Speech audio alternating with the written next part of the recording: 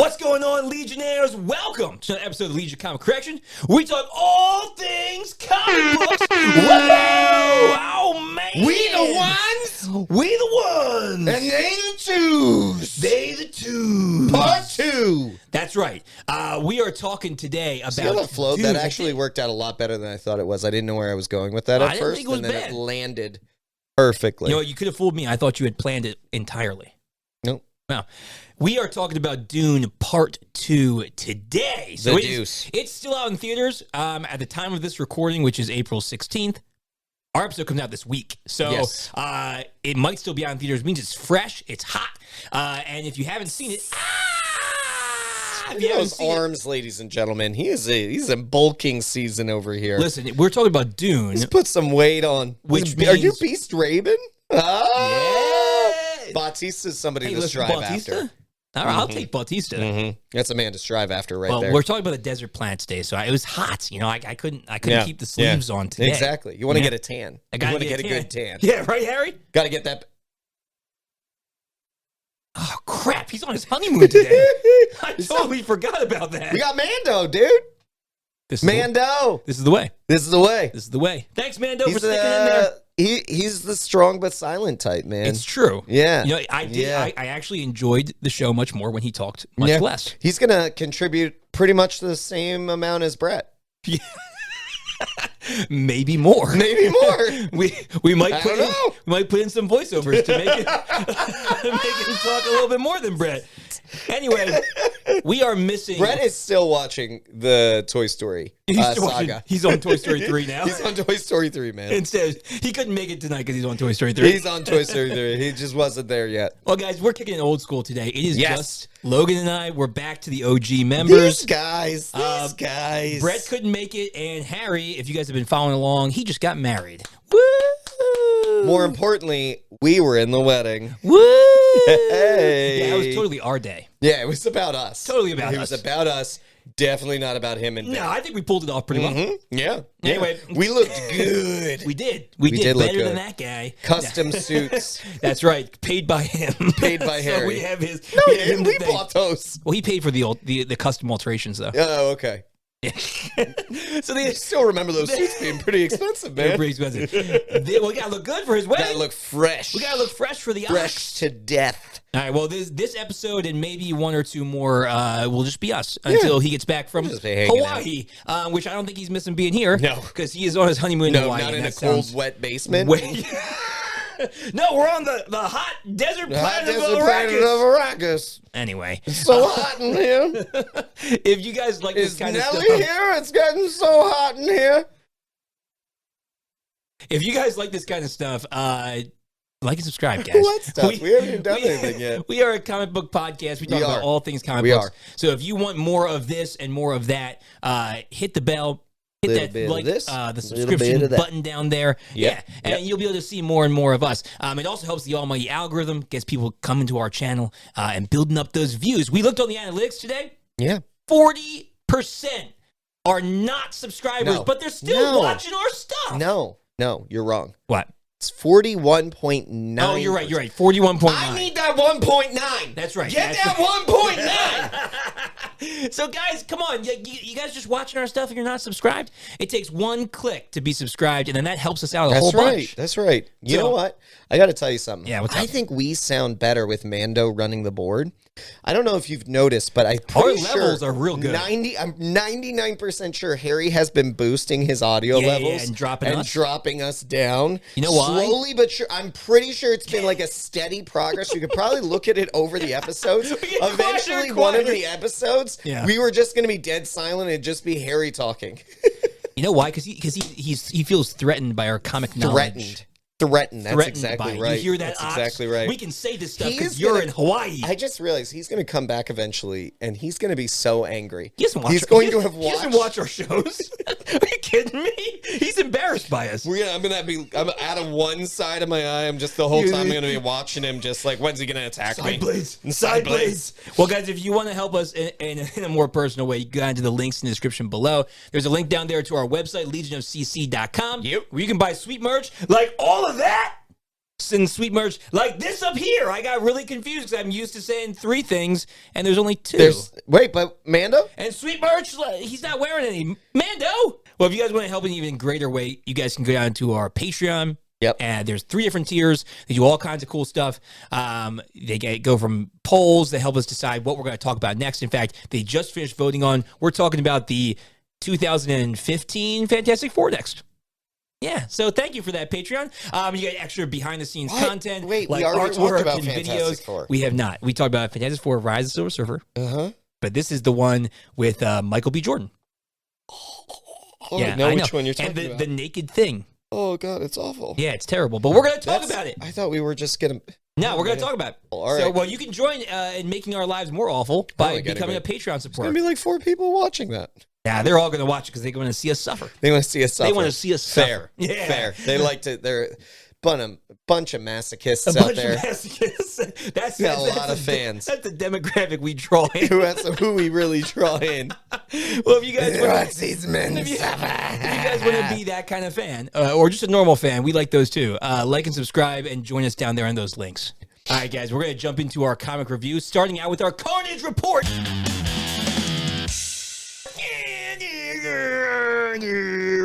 I miss Harry's chainsaws. He's got the best. He has the best chainsaws. Come back to us, Cherry. Cherry? Come back to us, Harry. Cherry. You're the cherry on top of he's the the Legion. Cherry on the Legion. Harry, Harry, you're the cherry. Harry, you're the We talk about in the he keeps us on track, man. More than I do. You can't. Well, no. You need backup. That's what happens. Yeah, it's true. I'm too much for just you. It's true. I lasted for like a year. You and did. You wore me down. I had to recruit that guy. How do you think I got my wife? Come on, man. I just wear everyone down. I just wear everyone down. Wear them all down. That's right. All right. So in the Carnage Report, we talk about how much the movie cost, how much it made, and who was in it, and then what kind of source material it comes from. So we're going to start here with what do you think the budget for Dune Part 2 was? I thought I remember seeing this somewhere. I know that it's not. So the one thing that was amazing about this budget was everybody was talking about how you can make such an amazing sci-fi big picture screen, the grandiose, high quality, without having to be too big on the budget. So I want to say, comparatively, this is a 185 budget. I believe. 185. I believe I remember seeing. Dude, you're real close. It was 190. Yeah. 190. Yep. 190 million. So and the only reason I would guess that is because I knew and had read about the fact that they had done such amazing effects for so much less, and being able to make that difference. I feel like right. It looked amazing. I feel like the director wanted to. It's David Villanueva, right? Yes, Villanueva. Yep. So Dennis Villeneuve. Sorry, he had spoken at one point about the fact that he wanted to really push the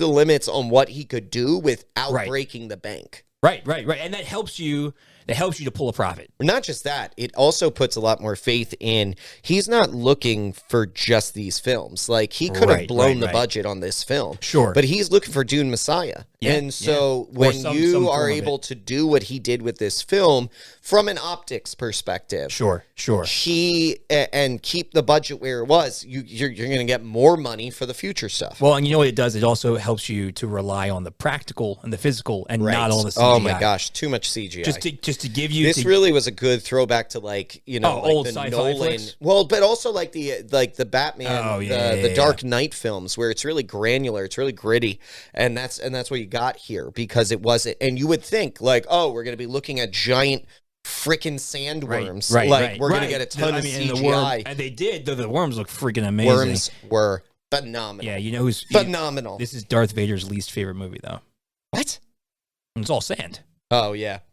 It's granular. It's granular. Get out of here, man. He's not even over there.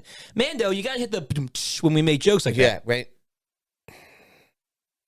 Silent but deadly. You can't say too much. He might bring us in cold. He's got his blaster ready. Yeah, he might bring us in cold. It's a little high right now, but no, his blasters at the audience. They need to actually subscribe, or they'll get shot. Yeah, right. We can't promise that. To give a little perspective, the Marvel's budget, which we talked about last time, $270 million. I know. And $190 million for Dune, $270 million. And which one looked better? I mean, come on. If any of you say the Marvels, I'll have Mando bring it in cold. Bring it in cold. That's right. All right. So Dune is still in theaters, but we're gonna look at the track so far. I'm so excited to hear where it's at. What do you think, man? At this point, it's close. It's almost out of its theatrical run. So here's the thing: Dune is still not petering out. It's not as mainstream, and it's not going to be as big as Marvel. I'm just going to put it out there. I mean, it's going to be bigger than the Marvels. It's going to be that's a low bar. I'm going to say 730 million. I'm going to say 730. Okay. You're a little high. Am I a little high? You are a little high. That's a little disappointing. It is, but it's not bad. It's 684 million. Oh, I wasn't You're not that high. I'm 50 million off. That's not too bad. 50 million is a lot. I know, but that's more than the Marvel's opening weekend. I've been further off, and you've been like, you nailed it. Yeah, I guess so. Yeah, that's pretty good. 684,891. Oh, I thought you were asking where it's going to finish. Oh, right. Yeah, you're probably right. Well, its opening weekend was 82 million, which is fantastic for something that's not a Marvel movie. Dune is still and here's the thing: Dune 1, I believe, came in at like somewhere around upper 300s, like 395 or something like that. As its total, really? And it got greenlit for the 407. 407. You're right there. So you're right there. 407. Wow. Yeah. So it's already what I'm saying almost 300 million over. And Dune has a very niche audience, but what people don't realize is everything in sci-fi comes from Dune. You can point it back and find its place probably somewhere in the sands of Dune. Come on, you forget you lived on Tatooine for a while. I'm gonna have to bring him in cold. You better watch. You better watch. Yeah, no, but you're right. Frank Herbert and Isaac Asimov are like the fathers of science fiction. And when you think of like J.R.R. Tolkien and fantasy, that's what Frank Herbert is to sci-fi. Right. And so, I mean, all major sci-fi films really come from it, but people don't know it as much. And I will say, and this is something Dennis, the director, Villeneuve he was also talking about, is he wanted to try and keep Dune as grounded as possible. Yes. Because after these first few books, it goes... Yeah, it gets real weird. Crazy. Yeah. It gets pretty crazy. Yeah. And I love it. Personally. Right. But he needs to build a fan base before he tries I've read almost every single one of the 25 Dune novels at this point, and I've read almost all of them multiple times. I've been reading through them in chronological order from the Butlerian Jihad, and I'm now at God Emperor of Dune. So we are nice. We are That's a big that's a big scale. Yeah, it's a big scale. Fellas. Yeah. I don't know. Yeah, it takes place over like millions millennia of years, upon millennia upon millennia. Yeah. But the most grounded is where we're at right now, which is Dune, which is the best one, hands down. And then where he wants to go, which is Dune Messiah. Right, he would like to do the first 3 books. He would love to be able to do that. But we can get through Children of Dune, that's all I need. There is your supreme trilogy. He's on. Yeah, right. He's on, and people have been likening this to the Lord of the Rings. This is like the sci-fi Lord of the Rings and the epic. True. But in particular of like the movies, like this is what the Lord of the Rings movies did for fantasy is what this is now doing for sci-fi, like real sci-fi. Yeah. Like not I'm going back to the Marvels, not the Marvel sci-fi, or even like Guardians of the Galaxy sci-fi. Right. It's very different. This is much more cerebral. Yeah. Much more like social commentary based. Like it's much more. Well, what people don't realize about Dune, and this is the number one thing about Dune, and they do not realize, it is actually sci-fi second. Okay. It is political commentary first. Yeah. It is a political sci-fi book. Yeah, I mean the first book within the first Dune novel is almost entirely just like politic jockeying. Like that's all it is. Yeah, and that goes throughout all of the Dune universe. Yeah. It is about the politics of governing across an entire galaxy. Universe. Right. Universe. Well, hopefully they keep that Like if they keep going forward, hopefully they stay true and don't give in to just being a blockbuster. Yeah. Because the second one and the second half of the Dune novel is much more action packed. Yes. But this second one felt much more blockbustery. Yes. Than diplomatic. Like the first movie was very, very political, and it had a wonderful tone. You had to track really well. You really had to track. You had to track. This one, and it's cool for him setting this up, because this one the more casual goer could go and enjoy it. Yeah, it's to a certain extent, but you have to remember. So to go further on the comic review. The first movie, Dune Part 1, is based only on the first half of the first novel. Which it's book 1, and book 2 is the prophet. And so that's where the transition starts to happen and occurs and takes place, where Paul steps into the narrative that is built by the Bene Gesserit of this religion that had taken root among the Fremen, and including a savior who would come from the outer world, the Lisan Gaib, and who would come his in mantle and lead the Fremen to have not only take back their planet, but to lead an ecological revolution over their planet. Yes, and bring the green back. It to the green. Lush savanna, using the underwater, not savanna, oasis, using the underground rivers to kind of to repopulate Arrakis, what they used Quanats, where they are, which we see now in this one when they first take Janice's water back to the tribe, and he dumps it into the ancestral waters, Yeah. All right. Well, we're getting a little ahead of ourselves. Let's. I know it's exciting, and I can do it. I can do it all guys, day. If you own the first Dune novel, the very back has a glossary of a lot of the terms that Logan will use much more naturally than I do. I know some of them, but they're a lot. So if you're having a hard time tracking, you're not the only one. I'm right there with you. The first Dune novel comes with its own encyclopedia, which is cool. I love it. It's super neat. It comes with a map. So that you know where you are when you're talking about it on the planet Arrakis. You know, it's crazy. Super cool. All right, so the cast, it's mostly returners. There's not a whole lot of new figures. There's a few in this one. There's a few key ones, but that should have actually probably been more key. Agreed, and we'll talk about that in a little bit. Timothy Chalamet returns as Paul Atreides. Zendaya comes back as Chani. Rebecca Ferguson as Lady Jessica. Javier Bardem, man, he stole the show. Monster. Dude. He was freaking amazing. Monster. As Stilgar. Oh my gosh. So good. Stilgar is, and I said it from the first movie, he was phenomenal. He played him perfectly. Yeah, his whole fanatical, man, he was so not good. Just fanatical, but just I loved his South, take on Stilgar around, even the balancing of, he is the naive.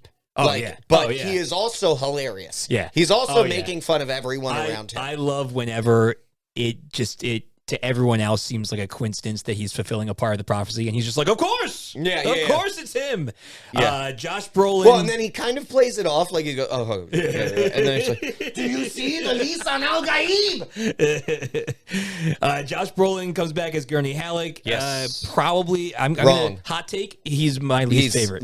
And he's played completely wrong. Not my least favorite, my second least favorite, probably. He is, but he is completely wrong. I love Josh Brolin. I like Josh Brolin as Gurney Halleck, but not the way it was played. Josh Brolin could have easily played Josh Brolin a fanciful lyricist musical Gurney Halleck, and instead they made him a hardened warrior, which Gurney Halleck was a warrior and was an incredibly talented warrior. You have to understand, but he was not like this. There's more to Gurney's background. Gurney was tortured by the Harkonnens. He was a slave for the Harkonnens who broke free. He grew up a torturous past, and part of that, he is so thankful to the Atreides for taking him out of that. And he started as a stable boy in the old Duke, Leto's father, his stables, the bull wrestler, yeah.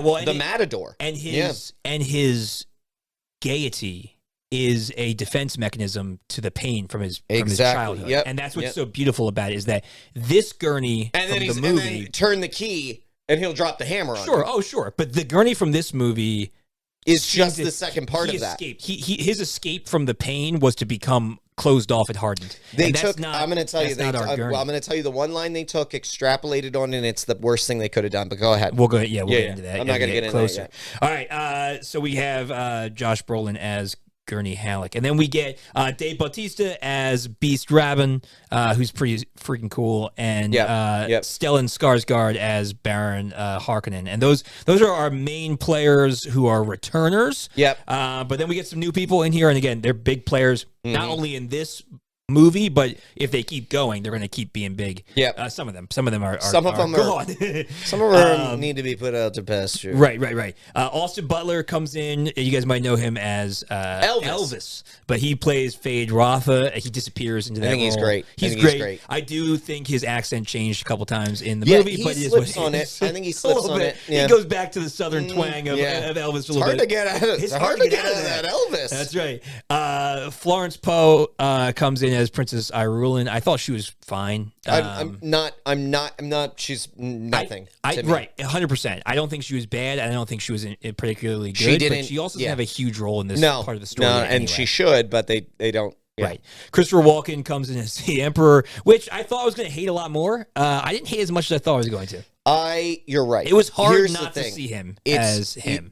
He played him so strange. He did.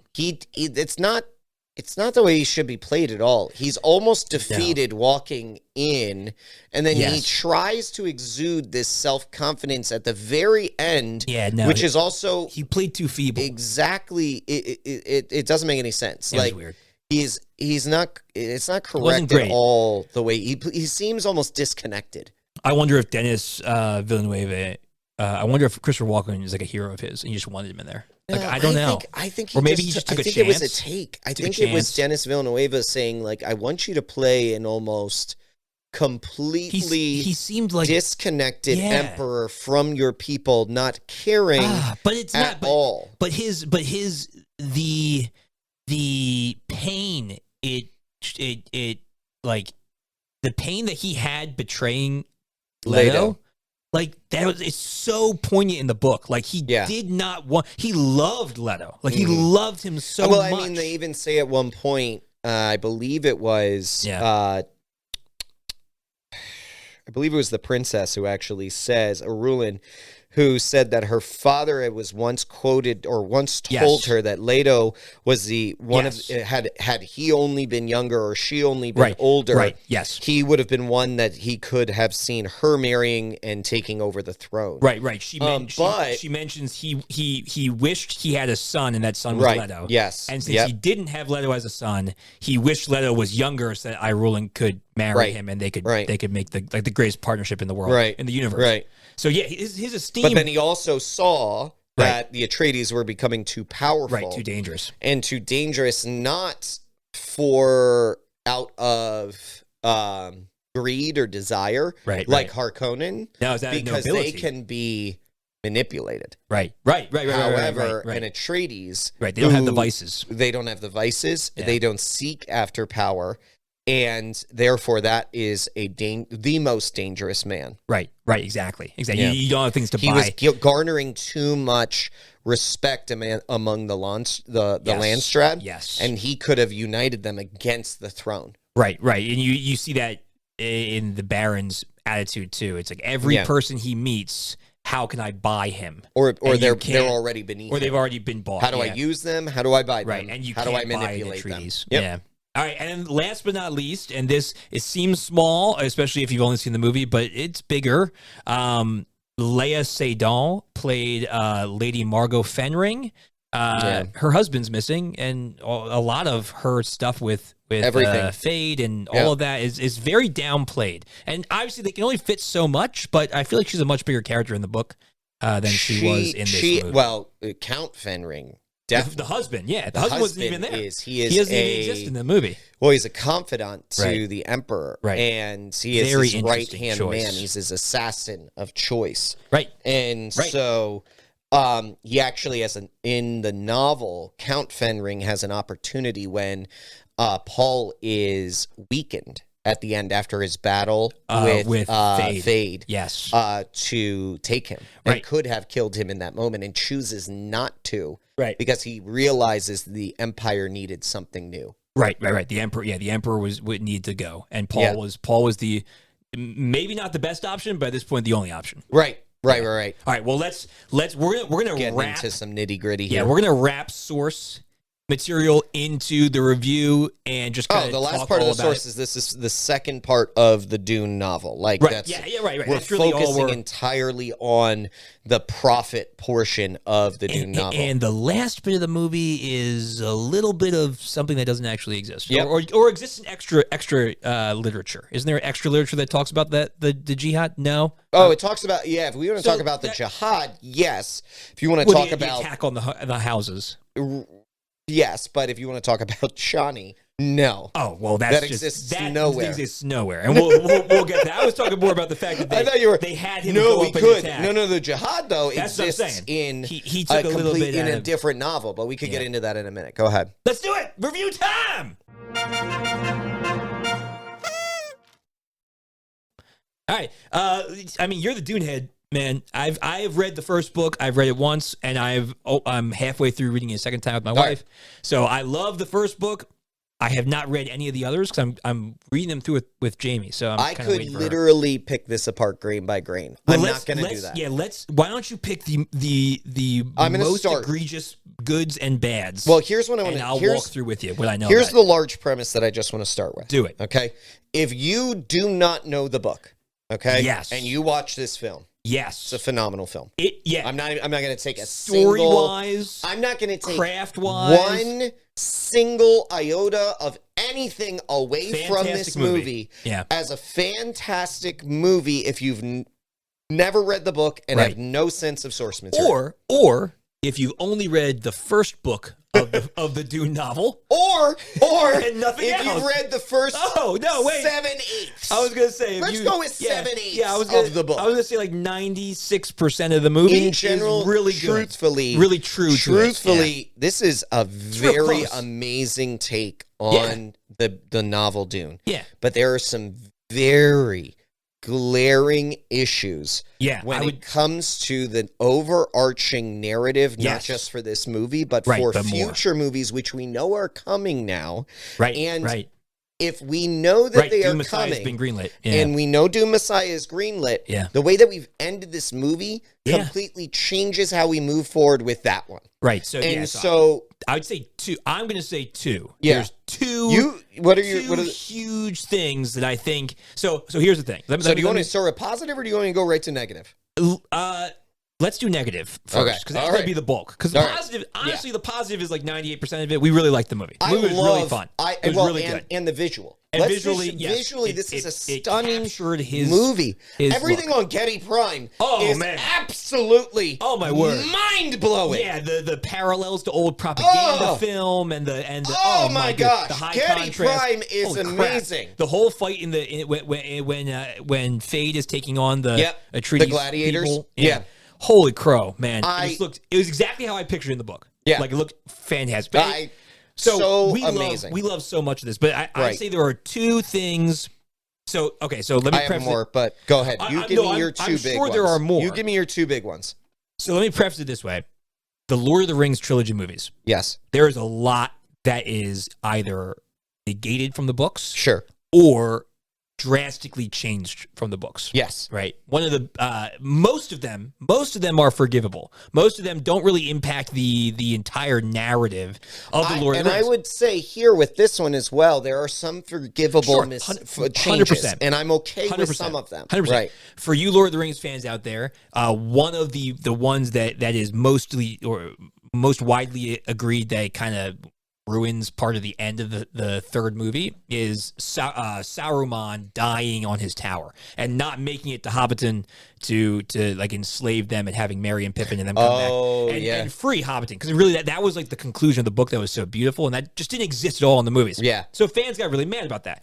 But overall, the Lord of the Rings kept the essence of the narrative of the books. I think there are two things in this movie that disrupt the narrative of the books. Okay. I'm looking forward to hearing about them. That make it feel wrong to me. I would say I really don't like. I already think I know which ones that you're going with, but go ahead. So first one, and I'll start with the lesser and go to the more egregious. Yeah, of course. Yeah. So first, and again, did we say this right? Spoilers. We did not. We did not. I've been dropping terminology this whole time. They don't know what you're talking about. They have no idea what I'm talking about. Well, now we're going to talk about specifics in the movie. So really, spoilers. Definitely spoilers. First, Lady Jessica is pregnant. Yes. Which we find out in the second half of the first book. Yes. In the Dune novel. So actually, as soon as they go into the desert.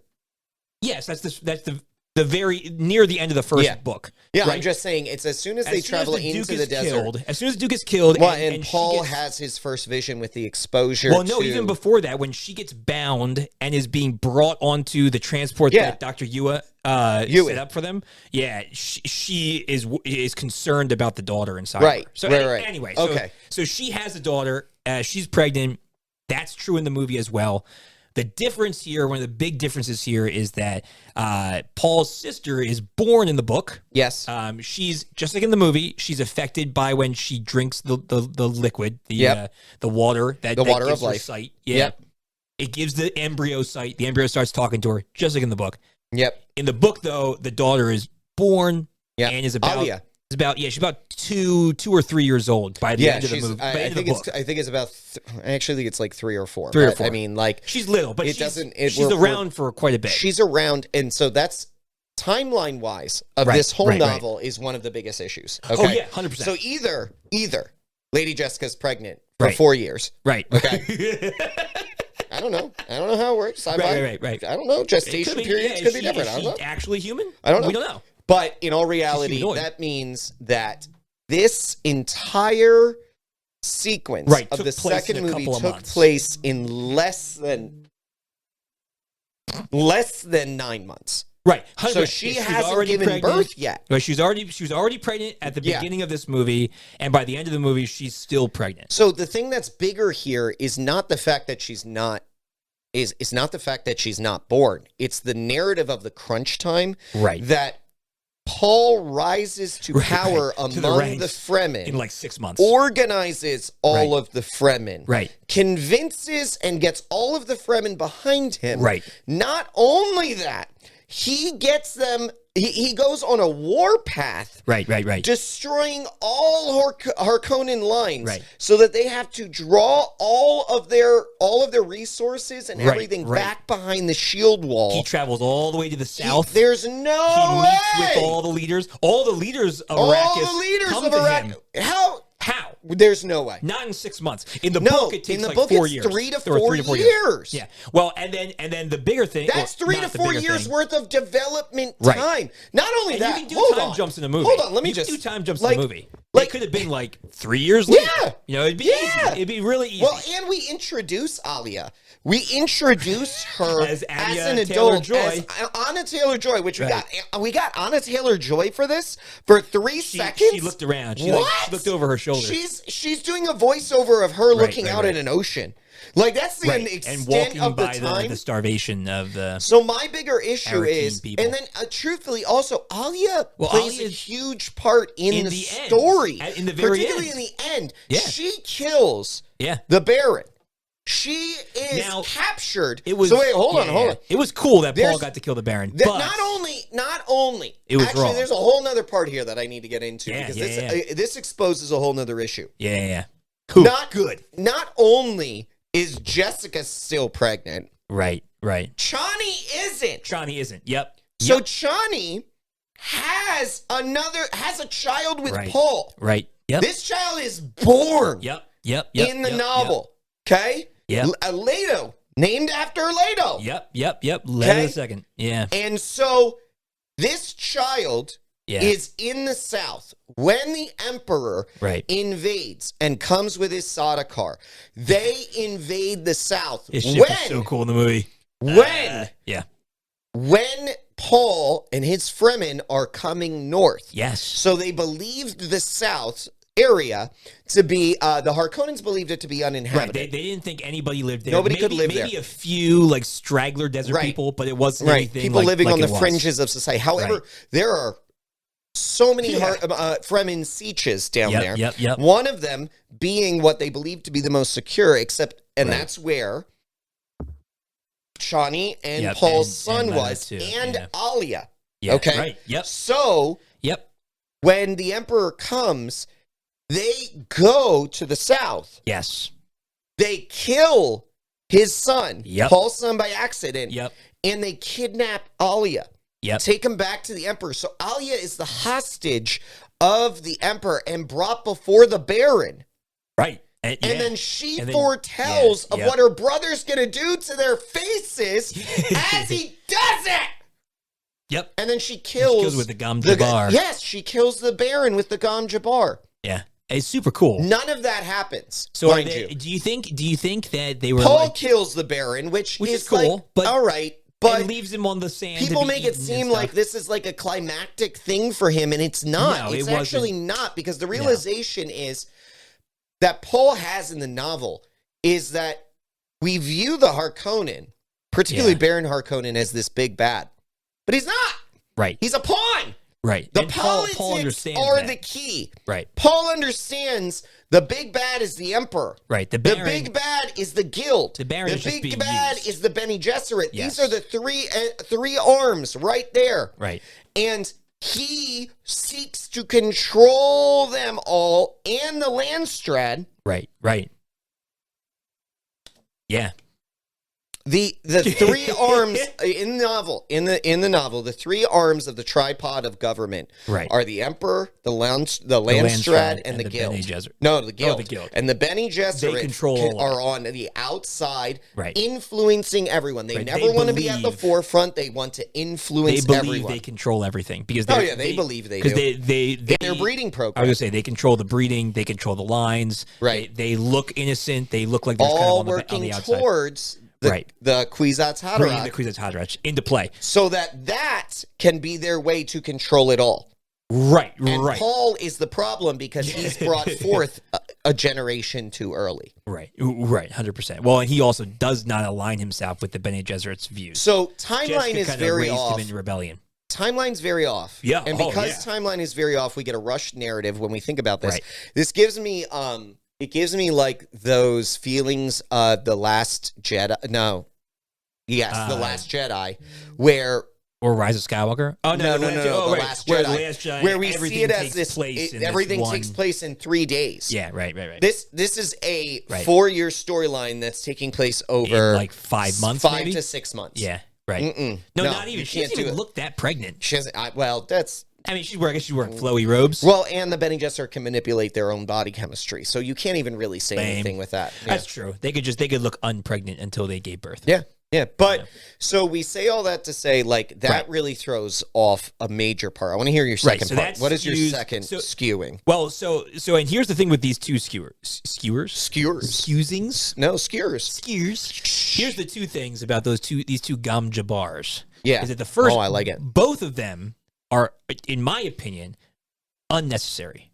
They don't the timeline one for sure. Right. They don't actually make the story better. No. So here's the thing. If you change something and you're gutsy about that and you go and you decide you're going to make a change. Yeah. Like, so a lot of the Lord of the Rings changes, like omissions and things like that, they made it because they wanted to stick to like one focused storyline. Right. They want to focus the storyline. Right. And they were like, this is cool in a book, but if we really try and do that. But like, to me, these two things, they could easily have been done. Yep. And told the story better than the way that they chose to do it. Now, my one thing is, do you think like maybe the director was like, we can't get a 3-year-old to do this good enough? Like, or we can't, it's going to be really hard to make a child like do what the child, like, because her in the book is like, she's not a child. She is a child, but she's not a child. You cast a 6-year-old, you call him 3. I guess. Yeah. I guess. It just like, but I wonder if that was maybe their trepidation of like, we don't want to hinge this on a kid. I don't think so. A kid actor. I don't think so. I mean, Stranger Things taught us that kid actors could be good, right? Right. All right. And E.T. Yep.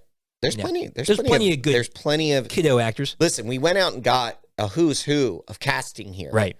Like we could have found. Yeah, we could have found it. Yeah, I mean, think about. I mean, she obviously. Can you imagine? Obviously, she can't do it now. Can you imagine Scooter going around? She would have been a great Alia. Don't give her a Gom Jabbar. She'll kill everyone. She'll kill everybody. Now, I mean, obviously, this actress could not do it because she's way too old. Excuse me. It's all that protein. It's all that protein. All that protein coming up, sir. Oh, keep it down. Keep it down. Yeah. I can't remember her last name. I think I'm right. Tell me if I'm not. Daphne Keane, the girl who plays X-23 in Logan, she would have been freaking great. Like back in the day. That age. That's what I'm saying. Yeah. So like there are children actors that could carry. Imagine her at that age. Yeah. She would have been freaking great. Yeah. It would have been fine. All right. The other one that really bugged me is the entire culmination of the character of Chani. Again, it's not just the culmination. There's a lot leading up to that that is right, wrong through the whole movie. Through the whole movie. And again, like I don't think this made it better. Oh, like, it absolutely did not. I know they were trying to create like I'm guessing. So again, spoiler, at the end of the movie, Chani is like, forget you, Paul. Like, I don't believe what you're doing. I'm really mad at you. I'm going to stamp off into the desert and ride my sandworm away. Yeah. And I get it. I get that the reason why they chose it was because they're trying to create this conflict between Paul and Chani. It's unnecessary. But it's exactly right. And what the problem is, the story. Well, what the problem is that they're taking our cultural norms and they're playing it into this story that is written not only a long time ago in our history, but also a long time in a different culture. Right. And the culture in the book was that Zendaya in the book. No, is that Chani understood what Paul was doing, and even though the Fremen, right, and even though in her personal jealousy she wanted Paul to herself, she understood that she did have Paul to herself, and she trusted him. And even though Paul was like, "I'm going to marry Irulan, and I'm doing it out of saving your people." Yep. Ruling the political field. Yep. Chani in the book understood that, and I think in an effort to give Chani in the book also knows exactly where the real power lays. Right, but so I think in the movie, in an effort to give Chani this sense of our like cultural independence of like, I don't need a guy who's not going to be only for me or whatever. Like, I think, in my opinion, they kind of cheapened her resolve for her people, because in the book it was like, in the book it was all about her people and all about Paul, like her trust in Paul and her dedication to this vision of saving her people was so strong that she believed it, even if outwardly it looked like there was like betrayal there, because there wasn't. She trusted him and he trusted her. Two of Paul's most fanatic followers are Stilgar and Chani. And Chani did not trust him for the majority of the movie. So Chani hardly trusts him the majority of the movie. I mean, we see her trust him for maybe in the kissing, 5 minutes. In the kissing scene. Yeah, it's she like was definitely trusting him there. Short period of time. So, and then, but in addition to that, in the novel, Chani becomes, in a certain sense, Paul's protector. She even weeds out the dissenters among the Fremen. There's a point in time where in the novel, Paul is constantly being challenged by the Fremen. Right. Because they are testing his leadership. Well, and because he's an outsider. Well, yeah, he's an outsider, but they're testing his leadership. Yeah, sure. And so there's the Fremen tradition of calling out somebody, a Gaib specifically, for leadership. Yeah, right. She would wipe people out before they even got to him, because she would say they're not worth his blade. Right. Like, they're not worth his time. They do not deserve to be killed by Paul. Right. So, like, she had no doubt that he would win. Right. There's no question. Yeah. So she was fanatically loyal to him, knew exactly what the arrangement was with Princess Irulan. Right.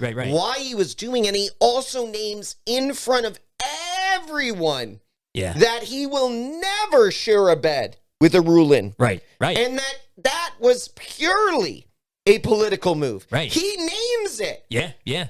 He stamps that. And he doesn't quite stamp it in the movie. No. But partially he says that he'd only ever love her to her. Right. I know, but it doesn't it's not enough. It's not It's not as definitive. The trust that the two of them have in the book is not accurately portrayed in the movie. But you're also right. A large part of that trust comes from her dedication to her people. Yes. And knowing and loving Paul more. Yeah. Because of his dedication to their people. Yes. Yeah. Yeah. I don't want to say their people too, because yeah. the reality is at the end, it's his people. Yeah, as he well. rides the worm, man. So he's a Fremen. And so her at the end, what people don't know, and this is where I'll add a little bit more context here. Yeah, do it. Is that Chani then leaves. She leaves on a sandworm. That doesn't happen in the novel. Nope. She is his bound concubine, just like Jessica was to Leto. Yep. And there's a whole piece in the novel where Jessica is speaking to Chani about how those who look back on history will know the bound concubines, the two of them specifically, as the wives. Right. Yes. And know where the true power laid. Well, and so they had each other in the movie. In the movie, Jessica and Chani are like, Chani does not like Jessica. And in the book, they bond towards the end. It's not always easy, but they bond. They move towards each other, and not away from each other. Yeah. And so that's crazy. But here's the added piece. Yeah. So in the end, we know that the Landstrad does not recognize Paul's rule. Define the Landstrad for those listening. It is essentially, let's call it the Senate. Okay. Yeah. So it's the major governing body that works with the major governing body of all of the ruling houses. Right. Okay. So the Harkonnens are a house. They oversee multiple planets and the fiefs associated with governing over those planets. Right. The Atreides were always a one planet home. Right. They had opportunities in their history to actually expand their power, but they realized that would compromise their integrity. And so they only ruled over Caladan until that was not taken from them. That they kept that, but they were given Arrakis as a fief in a trap by the Emperor. Right. So exactly that all happened. So the Landstrad, so they show up. So they're the ones in orbit. They're the ones in orbit at the end when of the the Emperor is on the ground. We have the awkwardly fade. Kissing Paul's ring. Yep, the fade battle is complete. Right. They're all there because they have their atomics. Okay, and here's the thing about atomics that go into all of this. All the families have atomics. Yes. There is a convention in place that stops them from using them against each other, because if anybody used atomics against another house, or they would then automatically, all of the other houses would vaporize that home. Right, because of past wars from atomics and the split in humanity. So they have this huge stockpiling of atomics. But and in the novel, Paul uses the atomics to blast through the shield wall, but he does not use them against people or on people. So that was where there was this splitting of hairs. However, they don't recognize his rule. So what ends up happening is the jihad that Paul was trying to prevent this whole time by not assuming power. Not following his vision. He is forced upon him, and he moves forward, and his Fremen, his Fedaykin, are released upon the galaxy, in this massive jihad across the universe. So basically, the next 9 years, this is what people don't know, is after Dune. There's actually a book written called Paul of Dune. This was written by Brian Herbert. Brian Herbert is Frank Herbert's his son. Yeah. He's now written the majority of the novels. Frank Herbert wrote the first 6, and then there was a 7th manuscript that Frank Herbert had framed it out, framed out an outline that was found in a safety deposit box, and then his son and his friend Kevin Anderson, not Brian's friend, Frank Herbert's friend Kevin Anderson. They've then built out the entire Dune universe from there into 25 novels. Jeez. Okay. With those original 6, and then the 7, 8, they ended up splitting it into two books. The final Frank Herbert book. Yeah. So that was Sandworms of Dune and Hunters of Dune. Cool. Gotcha. So, but with that, I say there was a book that actually takes place between Dune Messiah and Dune called Paul of Dune, and it is about the 9 horrible years of the jihad. Dune Messiah takes It takes place 9 years. Right. Dune Messiah picks up 9 years after the ending of Dune. The ending of Dune, it is after the entire jihad has taken place. Right. It is done. It begins with a council to stop. He has ground the universe beneath the boot heel of the Fedaykin. Right. And then Brian Herbert decided to go back and kind of flesh out that story, because as with any great story, you're like, man, I want to hear about that. Right. Like you hear about it in Messiah of like, this is what happened, you know, but but you never actually get to experience it. Yeah. And so they went back and wrote a filler novel that kind of, you know, bridged the gap between these two books. So here's the problem. But the problem with the movie, Shawnee leaves. Yeah. The Fedaykin are released upon the universe. Right. We actually see that. We see that happen. Which doesn't happen in the book. No, nope. We don't actually see the jihad start in the book. So from there, we're left to believe. Where are we going? Yeah, are they going to? Where does Dune Messiah go from here? Well, the question is, are they going to do an interim movie about the jihad, or are they just going to jump to Messiah? So if they go to Messiah, we got to go 9 years in the future. Well, hey man, they skipped like 3 years and made it 6 months. Maybe the 9 years will only be like a year and a half. But the problem here is there is nowhere in that storyline. Right. And when we pick up with Dune Messiah, he and Chani have been married. Right, so not married. I'm sorry. They've been bound to each other for 9 years. Right. So how are they going to? Chani starts to become pregnant again. Right. Like she is bound to him more than ever before. They're going to have what to is change happening that. Is on Arrakis, the transformation is already taking place. Right. We begin to see. It's been 9 years. Yeah, we begin to see the terraforming happening on the planet, the ecological change taking place, but we also see the toll of the jihad taking place on Paul and his family and his council. Right. His council consists of Chani, Arulin, Stilgar, and a couple of others who come into the story from there. Right. Don't give too much into I'm not going to get into it. I'm not going to get into it. We'll try and keep it that. But my point being, how do we get there? Chani's gone. Right. How do we get there without, like, there's got to be... She's been back. Like, what are we doing? You know what? We're either not doing Messiah, or we're going to do a version of Messiah that isn't actually the novel. Or they could begin it with like Paul, because Paul can see both past, present, and future, right? No. So, no, that's not the way it works. I thought he could see all of it. No, so Paul's visions are like that of the way he describes it in the novel. Right. Are like standing on a dune. Okay. Right, but I thought the Kwisatz Haderach was prophesied to be able to see past, present, and future. It's not. It is not. It's not that way. It is not like. But that. What I'm saying is, he can see many. He can see many futures. Gotcha. There's Paul's golden path that he is also trying to lock the people into in the future.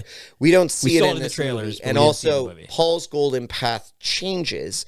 Based on decisions that he makes. The future changes based on decisions. So that's why I'm saying, right. Like he can't see. Well, what I mean is maybe the movie will start with visions of his past that kind of help piece together how they got there. Flashbacks of the jihad, but like I still don't know how we make back and whatever. That's stupid. It's going to be real tough. But the problem is, if we do a flashback of Chani coming back, why did we make her leave? Exactly right. Makes no sense. Right. There needs to be. There's no reason. They made her leave for the reason of there being a conflict resolution of that relationship. Right. Or whatever it is that they're trying to. It won't be just a throwaway, or it shouldn't be just a throwaway. So so how are they going to do that if they don't expound upon those 9 years in this next book or movie? Yeah. So that was a huge, and no reason for it to change. No reason whatsoever. They could have kept. I would have even been fine if they kept a somewhat like less fanatical relationship between the two of them. Yeah. But still kept her like, all right, I don't really know where this is going, but I'm going to stick with him. See, I was through it all the way until the end when she walks out. I would have been okay with it. I would have been okay. I wouldn't have loved it, but I would have been okay with everything had she just been like, all right, we'll make this work. That's my man. Right. Because then you could then justify them being together 9 years later and it working out because she came around to the vision of saving her people or whatever it might be. But at this point, they drew a line in the sand. They did draw a line. They drew a line in the sand. We're doing all these puns. puns. This is punny. This is very punny. All right. Those are great. Yeah. What you said are great. I have a couple of quick hits. Go for your quick hits. I'm just going to go. I'm not going to do too long. One, Duncan doesn't kill Beast Raven. Duncan doesn't do it. No, he doesn't. Outright. No, he doesn't. And it's so lame. They make it out to be. They make it out to be like this is a great culmination for Duncan. Right. And the reality Which is, it would be. It would be. Because he was a slave what's to them. better is the fact that, yes, Duncan was one man tortured by Beast Raven. Right. One slave tortured by Beast Raven. Right. You know what's better than that? The whole freaking people. The whole people who were tortured and enslaved by Beast Raven. Yeah. Which is how it actually ends in the novel. Is he is literally ripped apart by the Fremen people who he tortured under his boot heel. Right. He doesn't get there in time to kill Raven. Duncan I would love for Duncan can see it happen. Right. Like great. But no, Duncan doesn't kill him. Not Duncan, you're Gurney. Gurney, I'm sorry. That's okay. Duncan's dead. Kind of. Not getting there. But no, Jason Gurney. Momoa. Yeah. But Gurney, yes, Gurney doesn't. Gurney isn't. Right, he's not the one. He's not the one who kills him. It would be cool, but it wasn't right. Yeah. Here's my big one. This is another big one. It's not as big as the ones you just named, which are perfect and probably the biggest issues. But where's the guild? Yeah. Where is the guild? Oh, I've got another big one. The guild is a huge portion of this story. Without the guild, there is zero interstellar transport. There's no way to connect this empire together. There's a little mention of it when they find Halleck, because he's with the smugglers that work for the guild. I'm telling it's so minimal. I know. At the end, when we have the party coming forward, there are guild representatives with them in the novel. And the reason that is important is because the spice must flow. Yes, it must. Yes, it must. And the reason the spice must flow is because without the spice, the guild can't do interstellar transport and connect and keep the empire together. Everything would fall to pieces. Yes. The Bene Gesserit need the spice to be able to have all of their powers. Yes. So that's the key. Yes. And that's where everything shifts. It's not about the Emperor getting defeated in that knife battle with fate. It's about the fact that Paul controls the spice. Right. Yeah. Paul controls the spice and thus controls the universe. Right. And so when Fade is unsuccessful in killing Paul, he controls the spice. Right. The Emperor and the Bene Gesserit and the guild in the novel recognize his rule. That's two of the three. And they move out of the way. Right. And that's it from there. And then he submits. The emperor the emperor submits. The emperor steps down, and then it's just about controlling the Landstrand. Right. And then that's all it is. But without those other two, without the guild being present, it's just the emperor. It's just the emperor. And that's not what the story is about. Right, I was going to say they're in the novels. This is where I go back to. It's a political novel. Right. Like the emperor is a figurehead. The emperor is there because they allow him to be there. Right. The Bene Gesserit are he more keeps running the show than the emperor. Flowing. Right. If you disrupt the spice, then you get replaced. Right. There are problems. Even his daughter is Bene Gesserit. Yep, she's trained. So it's she's trained. Yeah, so it's like he's not. He's just the face. Right. They're really the people that pull the strings. So that's one that is more glaring to me, and it's more glaring when we get to Dune Messiah. And the reason well, there are things about the guild have powers you were saying it's gonna similar to the Kwisatz Haderach. Interesting. And so when a guild person is present, they are able to a certain extent shield those around them and the conversations that take place. Right. So they're going to have to introduce the guild in Messiah. If they bring specifically, they have to introduce steersmen, which is what they're trying to stay away from. Because steersmen are when you have been oversaturated to spice. Yeah. And I don't mean like It's in your food and I mean, like, it's all you breathe. Right. Your body completely changes. They essentially become that of, like, let's call them giant nematodes. It's the best I can describe it. Nice. Like, there's other iterations of how they've looked in different movies. And they look frickin' nuts. All right. Well, they could do it. I mean, they're not. I thought a sandworm was weird. Yeah, they could do it. Yeah. They should do it. Well, if they're going to do it, they better do it. Yeah. Do it right. Yeah. Yeah. So what was the other one? The last one that came to my mind was Howitt. That third for Howitt is just completely. Where the frick is this guy? He's completely removed. The heck? He's completely removed. And completely the novel, removed from the story. See, here's the thing. He's a wonderful part. He's of a the wonderful part of that book.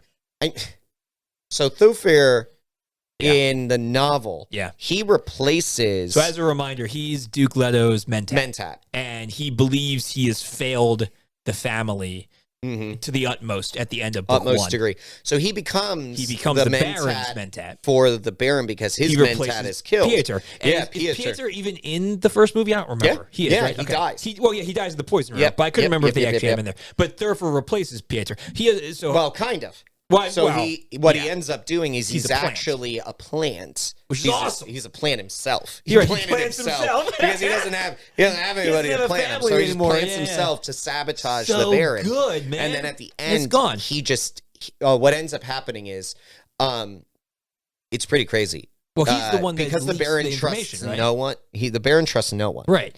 So he introduces a poison into Thufir's food. Right. So he constantly is like he has to constantly eat that poison. If you stop eating it, so all they would have to do is withhold the poison from him. Right. He dies. It's the way he buys him. Yeah, but not without Thurfer relaying information that helps Paul gain the victory. Oh yeah, it's like, well, and that's so great. Like, why would you not have that in an omission that makes no sense to me? Yeah. There's just these things it's weird stuff. Why? It is. So I'd love to sit down with the director and be like, why'd you not put that part in? Like, I'm just curious. I mean, again, like we said, great movie, really wonderful movie, wonderfully told. But why omit the things you omit and why change the things you change? What an interesting choice. Yeah, let's go to the verdict. All right, verdict time. I mean, I'll go first because I'm not I want yours to be the final say. Go ahead. So I'm gonna. It's tough. It's really tough because endings are everything. Like when it comes to comics, always said endings make the entire everything. When it comes to so here's what I'm going to say. Comics, when it comes to the comic accuracy, verdict accuracy, I'm going to say it is what it is. I'm going to say it is what it is for that. When it comes to my personal, I'm going to say it's a perfection because we don't have anything in between the two. Yeah. Yet. It's somewhere in between because I can't get, I mean, it's so hard to give it a perfection because there's so many big things. Like, it's a perfection if I never read the book. It's an is what it is if I read the book. Yeah. I mean, I'm in a similar place. What are you going to say? So I'm going to say if I never read the book, if I just watch this film, I watch the first film, watch the second film, it's a perfection. Yeah, all the way. So just from a pure enjoyment standpoint, I mean, that's how good of a film it is. From a quality lens and from visually stunning, directed, acted, everything. Everything. It is absolutely phenomenal. But when you build in the source material. Right. It's garbage for me. It falls apart. It's garbage. What? Yeah. All right. Well, honestly, you know what? As a Dune head, I think you have to say that. You have to. You have to say like, I'm sorry. If I read the rest of the books, I'll probably Here's reverse. The thing. I'm not just... I'm using some of my future vision. Oh, stop it. Okay? They call me the Cuisac Haderach. I hope not. No, they don't. That's a tortured, horrible life. It's also like a really big mouthful for a nickname. Cuisac Haderach? Yeah, Muad'Dib is better. Yeah, Muad'Dib. You're more of a Muad'Ib than I'm more of a Muad'Ib. That's more of his human side anyway. Yeah, but in all that regard, like, I don't see this going well. No, I don't see it going well. No, agreed. I definitely don't see it going well when it comes to sticking to the novels. Right. So Dune Messiah is going to be a train wreck. I think they're just gonna. I think they're gonna do whatever. Source material wise, I have a lot of confidence. It might be a great movie in their ability to produce a great movie, right? Separate from source material. But if we are saying that You know, like, and Dune Messiah is amazing. Yeah, so I want to be able to say Dune Messiah is a phenomenal book. It actually, what it does is it unpacks Paul. Yeah. It unpacks. I'm excited to read it. It unpacks his decisions. It unpacks his torture. It unpacks like the struggles he has with the burden. Yeah. And the family. Yeah. So it's amazing. Family. Right, Harry? If we're not going to... Oh. Right, Mando? Mando? Oh. You should... Can you have him say something? Maybe. I'll try. I'll put it in post. All right. But in all seriousness, I don't see it going well. I also I don't like their take on Chani at all. Yeah. I just personally don't like it at all. And I love Zendaya. I think she's a great actress. I think they made a conscious decision. Yeah. And I don't like it. Right. They took it. They said, this is what we're going to change her character, and here's how we're going to change it. And they stuck to it, and props to them that they stuck to it, and they did what they wanted to do. But it just doesn't. When you know Chani from the book, it doesn't feel right. I could have, and this is how far I would go, is I could say, I could have forgiven all the other stuff I named. Sure. Had Chani made the decision to stay with him. That was the biggest that is departure. my whole, this out, everything else is, it's too much. It's too much, and that is the breaking point. You can't do that with Chani. Yeah, which is such a shame because the first movie was so close to the book. It was so good to the book, and we were so excited for the second part. Perfection on a movie. Right. Enjoyable to watch. I'll watch it plenty of other times, but it's a garbage when it comes to source material. Man. Well, hey, you know what? We're not here. We are not here to tell you. And I'll debate all day on We're Dune. not here to tell you what you want to hear. I could go all day. I've got the history, backstory, millennia under. We're here to tell you what you need to hear. Yeah. Right? Listen. Go watch it. It's a fun movie. It's a really good movie. But if you are a Dune head or if you've read the Dune books, just be prepared. It's going to be disappointing. Yep. I remember when the movie ended and we were just like, I was speechless. I was actually speechless. Like, what happened? And what's funny is after the first movie ended, we were equally speechless. But for a better reason. But I think here's the thing. What made it worse with this one was it built you up so high. It did. Because you were like, I am so thankful for a great movie. And it was so good. All together. It was so good. What the heck? Yeah. Yeah, it was weird. And what's she doing out there on that sandworm? She's just like, you know what she's doing? She's riding into the sunset. Yeah. And in her head, she's like, man, I messed up. She's going to loop around. She's going to turn around and come back. And he's going to be gone already. Yeah. She's like, man. Went with the princess. All right, guys. That was Dune Part 2. Let us know in the comments down below what you think. Did you like it? Did you not like it? Do you agree? If you're a Dune head, did you agree? Do you agree that they messed up that end? Or do you have some kind of a comeback? Because if you do, I'm going to let Logan take control of the keys and give you some answers back. I'll go all day. Yeah, you know, he will. He'll talk forever about it. So let us know, guys. Like and subscribe. Hit that bell. What's up? Do you want to know how far it is? I almost have. Listen to this. Listen to I almost have Carly convinced to name if it's a girl, Chani, middle name Dune. Oh, Dune. Dune? Not a joke. Not a joke. There are better female names inside the Book of Dune. She came up with it. Well, then you gotta take it. All right. And you gotta take it. I've kept on being like, I don't know. And you're like, yes. Play it down. But stay cool. You could just be Paul. Could be Paul Dune. No, I think it's Harper Dune. Ooh, Harper Dune. That's pretty cool. Right. Oh, that's right. I remember Harper. Yeah. Hey, well, if you think Logan should name his child, we're gonna have a boy anyways. You then just do two middle names. No. No, we Dune, go to Token. Blaze Dune. We go to Token. Okay. Strider. All right, guys. We will see you guys next time with Legion of Comic Correction, and we hope that Ox King is back soon because he keeps us on track. Yeah, we're way off. Have fun, Hawaii, Harry. See ya. See ya.